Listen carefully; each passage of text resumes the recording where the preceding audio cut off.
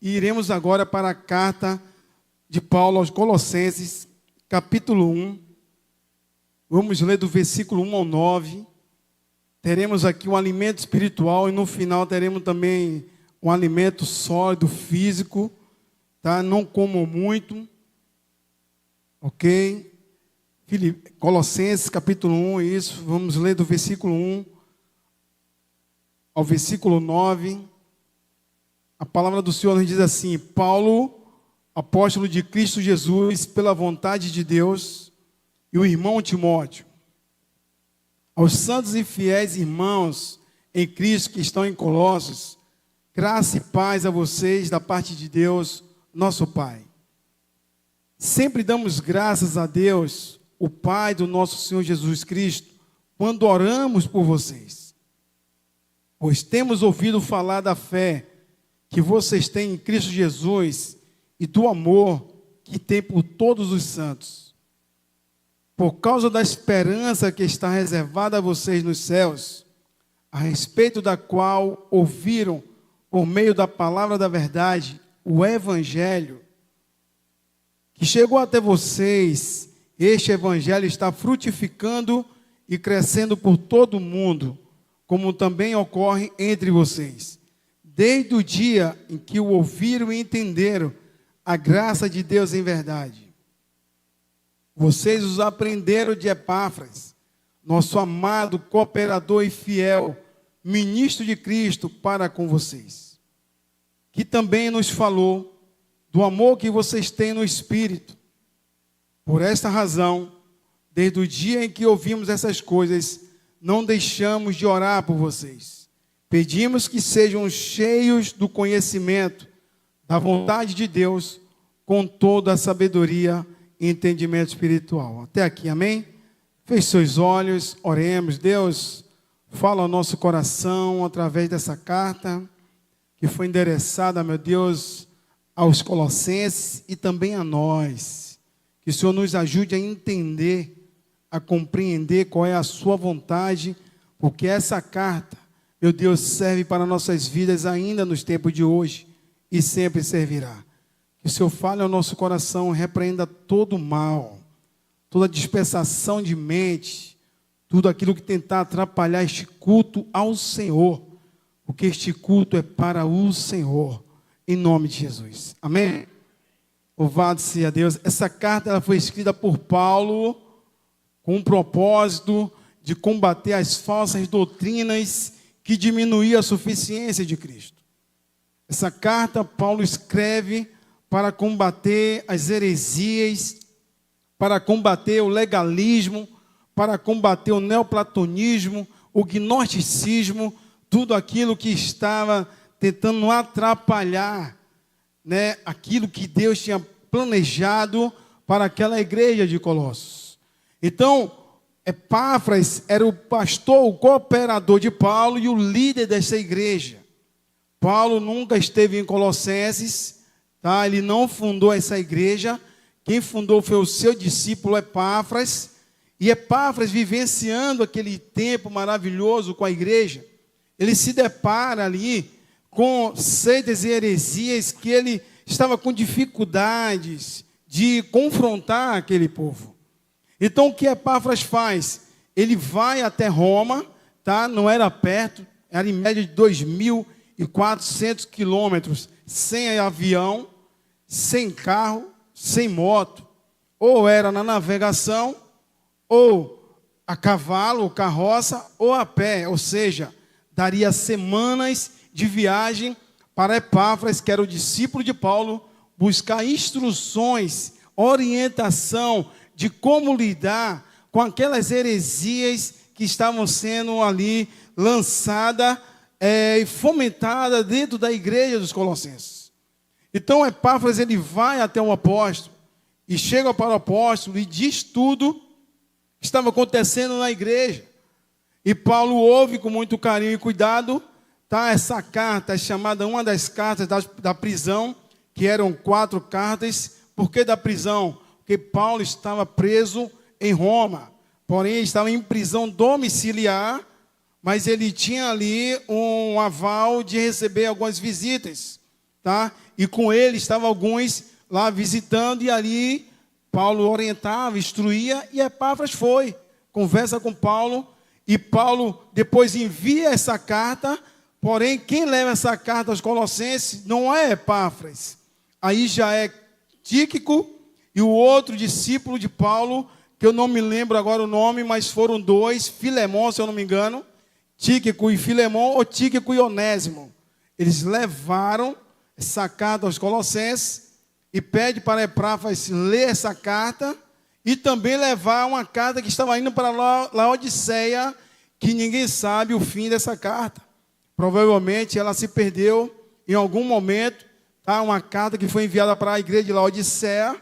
E aí, quando essa carta chega lá na igreja de Colossos, e aí é lida para o povo, e Paulo começa ali a abençoar aquele povo, a dizer o quanto ele estava feliz, né, com o coração, com a fé da igreja de Colossenses, o quanto ele estava cheio de alegria no coração, embora ele não conhecesse a igreja fisicamente, mas ele estava ali dizendo: que bom que vocês entenderam o evangelho, conheceram a graça do Senhor, estou muito feliz com a fé que está firmada no coração de vocês, que foi também fundamentada pelo cooperador, meu discípulo amado Epáfras, que era o pastor daquela igreja.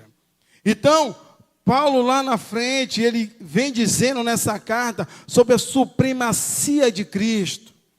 Ele vem falando nessa carta sobre a primazia de Cristo, que Cristo era a cabeça, que Cristo era o Redentor, o qual os colossenses sabiam que eles foram redimidos, eles foram comprados por preço de sangue que foi vertido naquela cruz. Mas aí na frente, Paulo ele vai também orientando a igreja de Colossos quanto às heresias que estavam sendo fomentadas lá, principalmente pelo gnosticismo. Os agnósticos, eles eram uma seita, eles não acreditavam que este corpo, que é a matéria, era capaz de receber um espírito bom, o espírito divino. Então eles pregavam ali o dualismo, onde eles vinham com essa heresia na igreja, quebrando ali a visão da igreja de que o Espírito Santo habita no nosso corpo, que somos o templo do Espírito. Ele dizia: olha, o Espírito é bom, porém a matéria é má.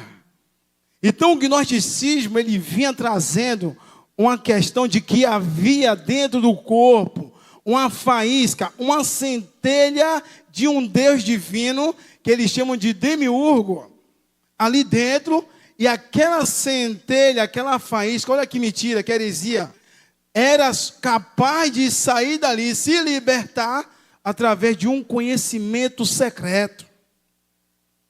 Então era necessário que as pessoas que quisessem ter uma conexão com o Deus superior, eles tivessem uma gnosis, por isso que é chamado gnosticismo, tá? Vem de conhecimento, gnosis, conhecimento. Vocês precisam ter um conhecimento secreto para que essa centelha, essa faísca que está presa à matéria, que é má, você possa ter uma conexão com o Deus superior. Então, com essa filosofia, com essa percepção maligna do conhecimento especial, secreto e reservado apenas para os iluminados. É o que o gnosticismo dizia. Só era reservado para aqueles que eram iluminados. Então, eles estavam quebrando, irmãos, tudo aquilo que a igreja de Colossenses recebia, de que a salvação era pela graça, porém tinha que ter o arrependimento dos seus pecados.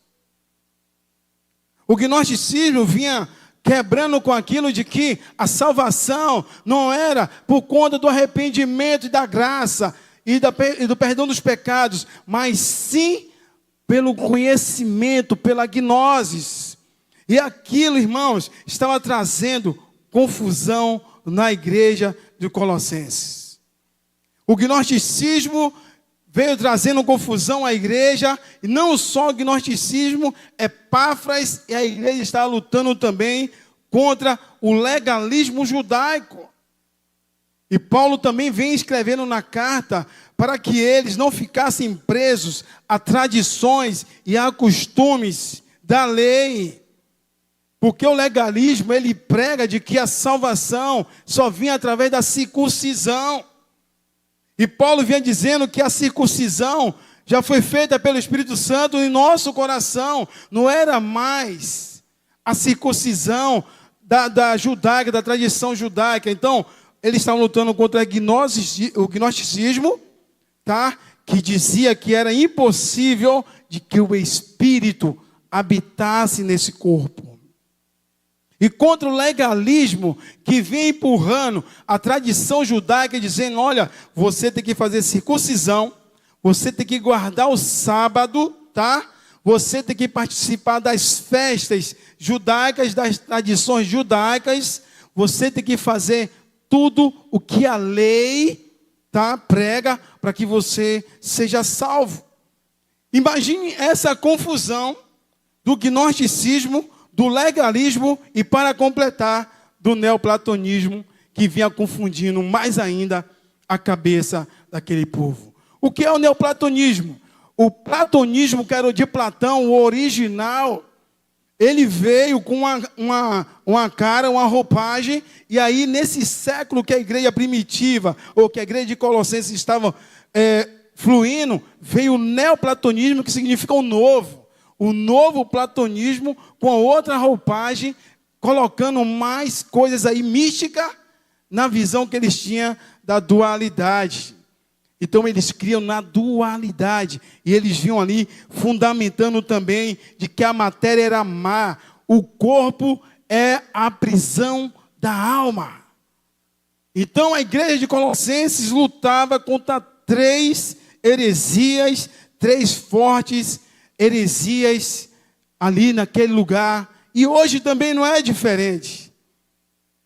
Muitas igrejas hoje ainda trabalham com legalismo judaico, com tradição judaica.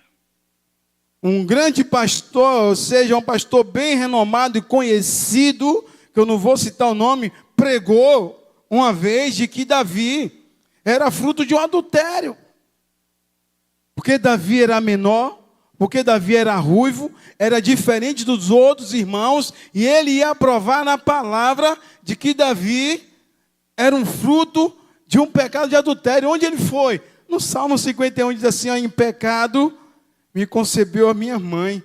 Ele diz que Davi, quando ele escreve aquilo dali, ele está dizendo, olha, minha mãe me concebeu em pecado, ou seja, em adultério. Ou seja, pastores conhecidos na nação, pregando heresias na nação e na igreja, e muitos, sem ter um conhecimento da palavra, começam a acreditar de que realmente Davi era fruto de adultério. Isso é heresia. Amém?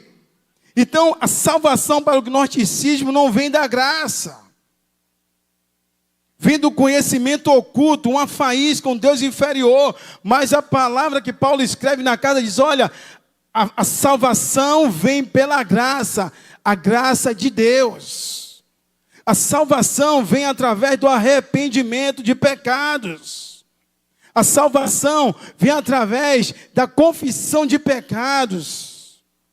Então o apóstolo vem alertando a igreja de que para que eles não se misturem e não se deixem levar por aquilo que estava sendo ventilado, que o único propósito era quebrar a supremacia e a excelência de Cristo. Quem está entendendo? Vamos em Colossenses capítulo 1, versículo 15 ao 19.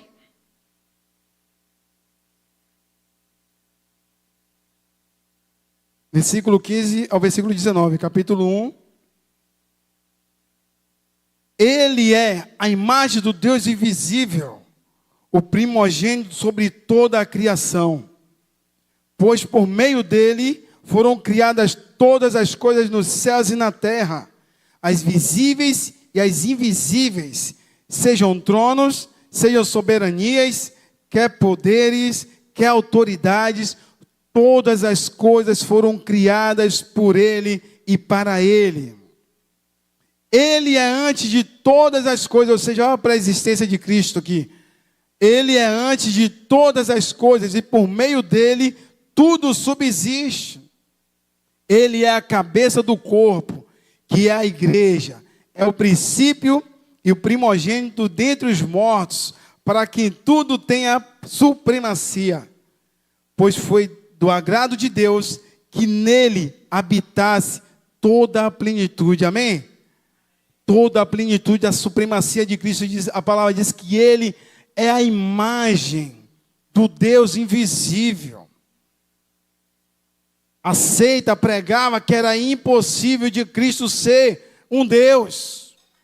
De que Cristo era simplesmente um ser humano comum, mas não tinha nada do Espírito Divino superior. Então eles diziam que o Cristo que era pregado no cristianismo não era um Cristo que salvava, era apenas um profeta na visão judaica, e para muitos outros era um que tinha um espírito superior, mas não um Deus soberano. E Paulo vem dizendo que esse Jesus Cristo, ele é a imagem invisível de Deus, sim, e que nele habita toda a plenitude. De que nele habita toda a plenitude. E quando Paulo diz assim, olha, sejam cheios do conhecimento, da vontade de Deus, Paulo usa a mesma gnosis. Gnosticismo gnose vem de conhecimento. Paulo diz, olha, seja cheio da gnosis, olha, do conhecimento, da vontade de Deus. O seu conhecimento tem que vir da vontade de Deus, do soberano Senhor. Ele é a revelação perfeita de Deus. Jesus Cristo é a revelação perfeita de Deus. Nós, irmãos, não podemos ter dúvidas. Nós não podemos ter nenhuma dúvida em nosso coração que Cristo é o nosso Redentor. Não podemos ter nenhuma dúvida que Cristo veio em carne. Não podemos ter nenhuma dúvida de que o Verbo, no princípio era o Verbo, e o Verbo estava com Deus, e o Verbo era Deus. Então, quando no princípio ele era o Verbo, e depois Deus, com o plano da salvação que ele fez, ele veio em carne, através de Jesus Cristo, para habitar entre nós, para levar a salvação aos perdidos, e ali ele começa um plano de salvação para todos aqueles que viveram naquele tempo e para todos nós que creem na redenção do Senhor. Então, irmãos, o nosso Redentor vive. Paulo está dizendo que Ele é o nosso Redentor. O Redentor, Ele nos comprou um preço que nós não tínhamos condições de pagar. Qual escravo, queridos, que tem condições de pagar para a sua libertação? Nós éramos escravos, escravos do pecado e escravos também e fadados à morte eterna. Jesus Cristo nos redimiu, pagando um preço. E a palavra diz que esse preço foi preço de sangue pago naquela cruz. A palavra diz que foi pago um alto preço por nós. E esse preço jamais nós tínhamos condições de pagar. Então Ele paga por mim e por você. Ele nos redimiu, o Senhor nos redimiu e nos purificou e nos justificou. Ao invés de nós sermos condenados, Jesus Cristo se colocou na minha frente, na sua frente, nos justificando para que nós pudéssemos acessar o plano da salvação. E aí nós iremos para capítulo 1, versículo 27. A este Deus quis fazer conhecida a gloriosa riqueza deste mistério entre os gentios, que é Cristo em vós, a esperança da glória. Olha o que Paulo está escrevendo naquela carta. Todos aqueles que estavam fora da aliança ali de Israel, que não era israelita, eram gentios. E nós também éramos gentios. Fomos enxertados na videira pela graça. E Paulo está dizendo que A este Deus quis fazer conhecida a gloriosa riqueza deste mistério aos gentios. Que mistério é esse? O mistério da salvação que é estendido a todos. O mistério da salvação, que não tinha somente o povo de Israel como o povo-alvo da salvação, mas esse mistério da salvação é estendido a todos pela graça. Então ele diz, Paulo escreve, Cristo em vós, a esperança da glória futura, ou seja, Cristo habita em vós. O gnosticismo diz, não habita, porque a matéria é má, a matéria é pecaminosa, a matéria é ruim. Mas Paulo repete, Cristo em vós, a esperança da glória. Ele vem quebrando toda a heresia, toda a seita do legalismo, do gnosticismo, do neoplatonismo, tudo que estava envolvido naquele tempo. Ele vem quebrando para quê? Para trazer trilho para a igreja, para trazer a igreja de volta para os trilhos onde muitos ainda estavam confusos com tudo aquilo que estava acontecendo. Em Hebreus capítulo 1, versículo 3, olha o que a palavra diz sobre Cristo. O Filho é o resplendor da glória de Deus. A expressão o quê? Exata, irmãos. A expressão exata do seu ser. E sustenta todas as coisas por sua palavra poderosa. Depois de ter realizado a purificação dos pecados, ele se assentou à direita da majestade nas alturas. Olha que bênção. Você pode dar uma glória a Deus? Depois de ter realizado a purificação dos pecados, a minha pergunta fica o seguinte: qual é, irmãos, o Senhor que vai comprar um escravo para deixar ele livre? Nenhum. Qual é o Senhor? Olha, eu quero comprar esse escravo aí. Olha os dentes do escravo. Olha, vê se ele é forte, se ele é saudável. Quanto é que ele vale? Vale 5.000 reais. Esse Senhor vai comprar o escravo para libertar, irmãos? Não, ele vai escravizar novamente. Mas o que Jesus fez por mim e por você? Você era escravo. Ele comprou a mim e a você, que era escravo. Estávamos algemados. Jesus Cristo nos comprou, quebrou as algemas e disse: você é livre. Nos libertou da prisão da alma, da prisão dos espíritos, nos libertou da prisão do pecado, da condenação da morte eterna. Só quem faz isso é aquele que tem a expressão exata do ser de Deus. Aquele que foi revelado, veio em carne, habitou entre nós, está ainda entre nós e melhor, está em nós.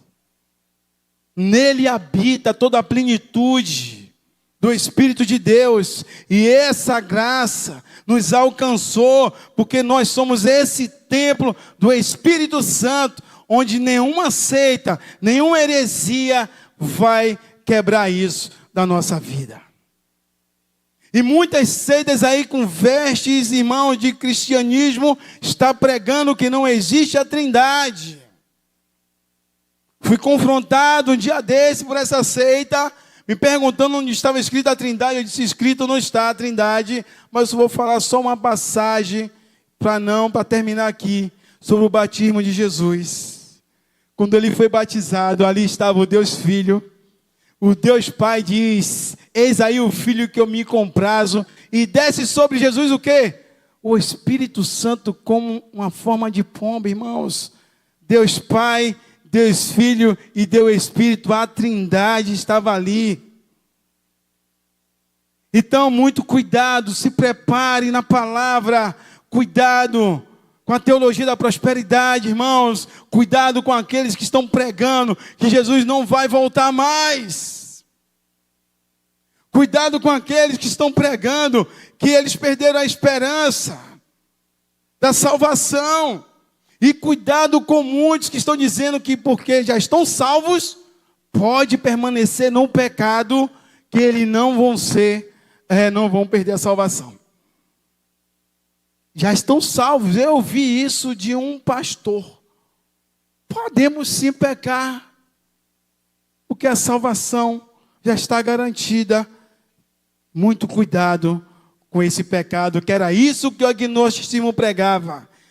O espírito é bom, mas a matéria é má, porque a matéria é ruim, eu posso fazer tudo o que eu quiser, porque a matéria, ela é ruim. Gnosticismo, para nos levar à perdição, heresias, seitas, que nós temos que confrontar com o que está escrito na palavra.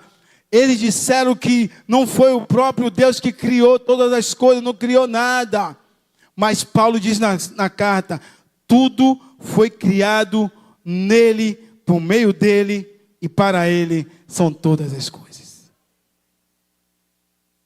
Paulo está falando da preexistência de Cristo, olha. Antes de Jesus Cristo vir em carne, ele já existia. Antes de ele comunicar a salvação, antes de ele andar por essa terra pregando salvação, realizando milagres, para ali consolidar o seu status ali, a sua marca de Messias, não status, mas a sua marca como Messias. Ele realizava milagres durante 3 anos, curando, fazendo proezas, para autenticar que ele era o Messias, para se revelar como um Deus. Então Jesus Cristo, meu irmão, é o mesmo de ontem, de hoje e será eternamente, porque Ele é eterno. Quando Deus criou o mundo, criou com a Trindade, façamos o homem a nossa imagem e semelhança. Ele não disse, eu vou fazer, Ele disse, façamos. Tudo foi criado por Ele, para Ele são todas as coisas, porque Ele sustenta todas as coisas e Cristo é a revelação perfeita do Pai. Amém? Então Paulo combate, ele começa a combater aqui em Colossenses. Não deem ouvidos às filosofias vãs. Cuidado com aqueles que te dizem, não coma isto, não coma aquilo, em tal dia não faça isso. Quando Paulo diz, cuidado com as filosofias vãs, ele está falando do neoplatonismo naquela época, e hoje ainda tem, e vocês sabem que você encontra muita gente, e até irmãos, que estão enganados. Eu sempre encontro um por aí. Ontem um me falou que na casa dele ele precisava mudar o guarda-roupa, que estava cheio de energia negativa. Que tinha roupas lá, que tinha uma energia, pastor, mas tem uma energia lá que foi do passado. Eu falei, energia. Energia lá em casa tem também, mas na geladeira. Na geladeira tem energia, dá choque. Lá tem, energia tem. No chuveiro tem energia, mas no guarda-roupa, o irmão em Cristo, tem que jogar fora, pastor, tudo que tem energia ruim, negativa. Eu disse, quem te falou isso? Foi uma irmã. Essa irmã é de onde, irmão? Kardecista. Eu tenho que falar baixo. Kardecista. Diz que a energia das coisas de que estavam em casa tinha que ser jogada fora. E o cristão diz que realmente é verdade. Tudo que tem energia ruim em casa tem que ser jogado fora. Aí eu disse, a geladeira lá em casa tá boa, eu não vou jogar fora. O Wi-Fi de Bárbara também não vou jogar fora. Mas tem energia, vai dar choque. Ela está lá atrás. Então, queridos, se apegue ao que Deus diz na tua palavra. Não somente leia a Bíblia, mas medite na palavra. Estude profundamente a palavra. Se tiver dúvida, procure os universitários, pastor Williams e pastor Gilvan. Procure eles. Nice também. Eu sou aluno. O Danilo. Mas procure, irmãos, conhecimento, porque o gnosticismo está dizendo que o conhecimento liberta, mas um conhecimento secreto e oculto que é revelado aos iluminados. Porém a palavra diz assim, e conhecereis a verdade, e a verdade vos libertará. Quem é essa verdade? Jesus Cristo. Quando nós conhecemos a verdade, essa verdade me liberta, essa verdade te liberta, e ela lança fora tudo aquilo que é ruim, tudo aquilo que é velho. Nós já estamos encerrando, que nós iremos partir para o segundo tempo. Para encerrar, vamos aí no Colossenses capítulo 3, versículo 1 ao versículo 4.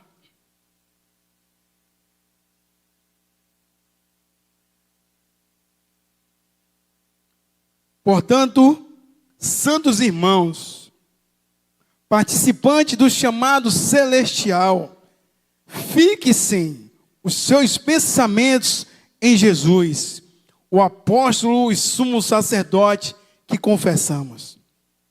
Ele foi fiel àquele que o havia constituído, assim como Moisés foi fiel em toda a casa de Deus.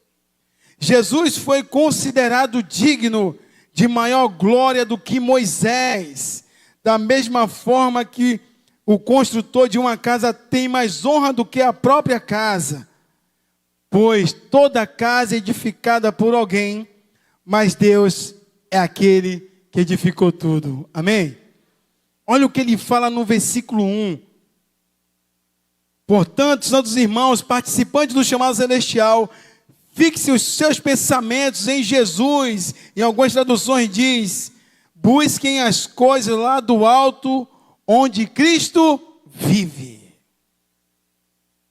Busquem as coisas lá do alto, onde Cristo vive. E sabe o que tem acontecido? Nós estamos com os pés presos nessa terra, buscando as coisas aqui de baixo, e esquecendo de fixar os olhos nas coisas lá do alto. Então ficamos ansiosos, angustiados, não conquistamos o que nós pretendíamos, não realizamos o que nós pretendíamos e planejamos, e aí ficamos chateados, frustrados, mas a resposta é: estamos com os pés presos aqui na terra. Então a alma vai sentir, vai chorar, mas esquece que Jesus é superior a todas as coisas. Jesus é superior a Melquisedeque. Jesus é superior a Abraão, que viveu a provisão de Deus, né? Jesus é superior a Isaac. Ele é superior a Jacó. E como Paulo escreveu aqui, Jesus é superior a Moisés. Ele é superior a todos os apóstolos. Ele é superior a todos que você imaginar, de Gênesis a Apocalipse. Não tem um que é maior do que Jesus.